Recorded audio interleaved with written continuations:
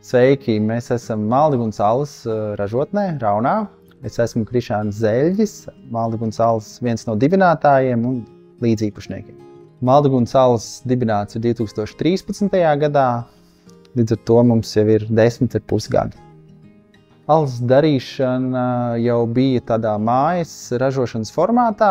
Mēs ar draugiem taisījām vienkārši mājās savam priekam, bet tad tas pamazām sāka augt lielāks, un tad kādā brīdī mēs nolēmām izmēģināt to procesu legalizēt. Tieši tajā brīdī bija iespējams arī bija pieejama licence maziem alas ražotājiem, kas pirms tam nebija.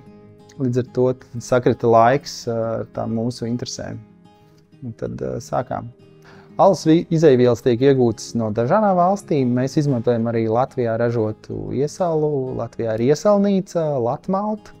Mēs strādājam arī ar viņu iesaliem, bet ir dažādi specializēti iesali, kurus Latvijā neražo. Tad tos mēs iepērkam no Vācijas, no Beļģijas, no Anglijas. Līdzīgi ar apiņiem. Apiņus Latvijā tādā industriālā apjomā neviens neražo. Tur arī dažādas specifiskas garšas, kuras mēs meklējam.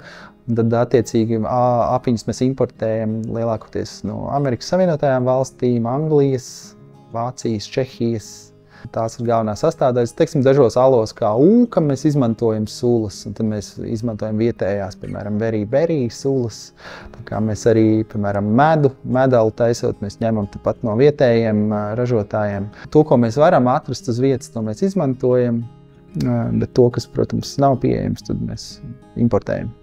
Mēnesī tā vidēji gada griezumā mēs izdalītu, tad saražojam aptuveni 11 tonnas, 11,000 litrus, kas ir patiesībā ļoti maz. Mums, protams, sezonāli ir dažādas izmaiņas, ir kaut kāda ala, kas parādās tikai vasarā vai ziemā, bet vidēji kaut kādas 18 šķirnes mēs nodrošinām. Jā.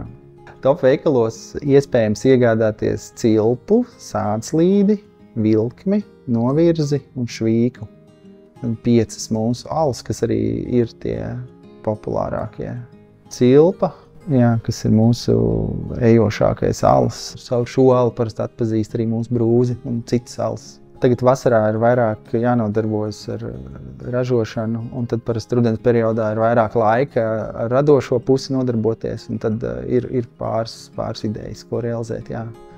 Un parasti vismaz tā ir, mēs to alu uztaisam, pagaršojam, un tad kaut kādā diskusiju ceļā nonākam pie tā nosaukuma. Dažkārt tas ir ļoti skaidrs, citreiz pat pirms alas ir gatavs, citreiz ir bišķiņ vairāk jāpaņemās, bet lielākoties mēs paši, tad teikt, ieraugot viņu, saprotam, kā tad viņu nosaukt. Jā, mēs cenšamies katru reizi strādāt ar citu mākslinieku. Mēs iedodam nosaukumu un dodam pilnīgu brīvību darīt, ko autors vēlas. Alas process ir vienkāršs un sarežģīts vienlaicīgi. Galvenā alas sastāvdaļa ir ūdens, iesals, apiņi un raugs. Tad šie iesalu graudi noteiktās proporcijās tiek saplacināti. Tad šo masu sajauc kopā ar siltu ūdeni, atkarībā no receptes. Tur var būt no 60 līdz 70 grādiem aptuveni tajā robežā. Un tad notiek pārcukurošanās process, tad šis graudiņā esošā ciete pārvērš cukurā. Un tad mēs iegūstam tādu saldu šķidrumu, ko sauc par misu. Un tad mēs viņu vāram, pievienojam rūgtuma apiņus, pievienojam aromātiskos apiņus.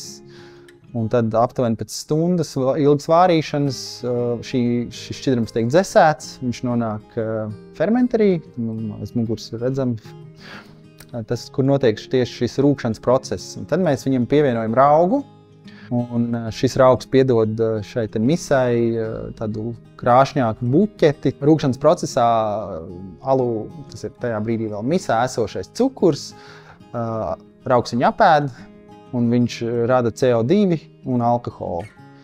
Un tad, attiecīgi, mēs iegūstam alu. Tas viss process aizņem atkarībā no alas, bet parasti 4 līdz 6 nedēļas. Jā, mēs eksportējam salīdzinoši nelielu daļu no visa, bet mums ir arī eksports. Jā. Grūtākais ir panākt, lai katru reizi alas garšo tāpat. jo mēs tomēr strādājam ar dzīvu organismu, ar augu. Mēs viņam cenšamies nodrošināt labākos apstākļus, bet tomēr raugs ir augs, un tur mēdz būt pārsteigumi. Jā, lai tas produkts vienmēr ir tāds, kā viņam jābūt. Mūsu tomēr tradīcija vēsta arī tautas dziesmās gal galā runa par alus dzeršanu, un mūsu reģionam ir raksturīgs alus.